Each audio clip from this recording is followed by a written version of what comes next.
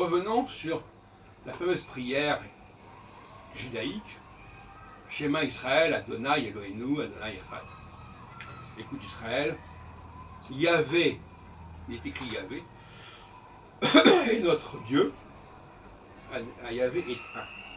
Alors c'est une formule extrêmement compliquée et obscure.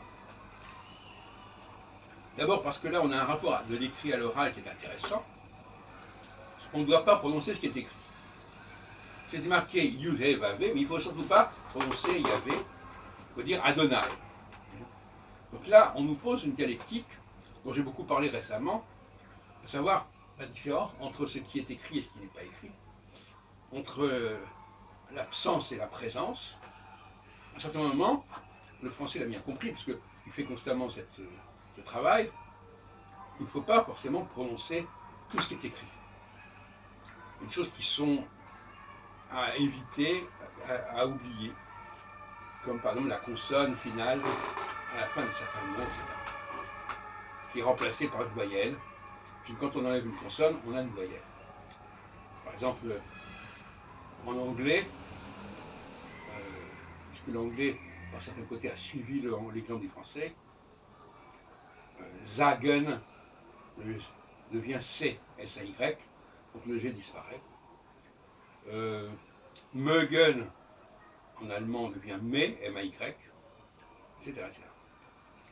J'en ai déjà parlé, mais je donne ça comme exemple pour passer. Donc, qu'est-ce que c'est que ce Adonai qui se substitue à Yahvé, au tétragramme? C'est assez étrange parce que Adonai, c'est un pluriel. Ça veut dire mes dieux, mes seigneurs. Alors, mes seigneurs, et après on a Echad. Echad, ça veut dire l'unité. Donc, on a un pluriel qui devient unité. De même que Elohim, au tout premier verset du premier chapitre de la Genèse, bara Elohim, Elohim c'est un pluriel. Donc il y a quelque part une tendance à parler de la divinité au pluriel. Et ça, à mon avis, c'est typiquement ce que j'appelle l'israélisme.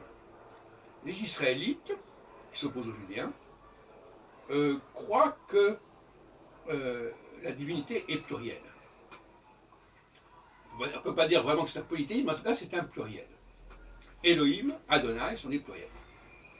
Et dire Echad, c'est une façon de dire oui, c'est un pluriel, mais ça n'est jamais qu'une seule et même entité. Voilà.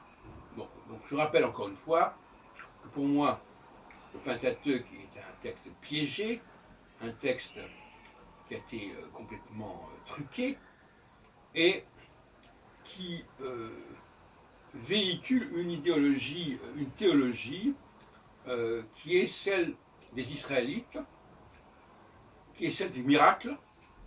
Et le miracle, c'est quelque chose qui est complètement opposé à l'idée de création première. Et on voit bien que le deuxième chapitre de Genèse prend le contre-pied de la première. Et ce qui est intéressant aussi, c'est que le deuxième chapitre de Genèse, on ne parle pas d'Élohim, on parle de Yahvé Elohim. D'un coup, comme ça. Pendant 2 ou 3 chapitres, Yahvé Elohim. Comme si on voulait combiner les deux dans une sorte de syncrétisme religieux.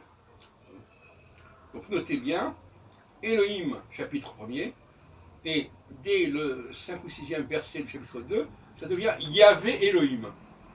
On voit bien que c'est une tentative de raccorder les choses, d'unifier un chant qui finalement est quand même très clivé.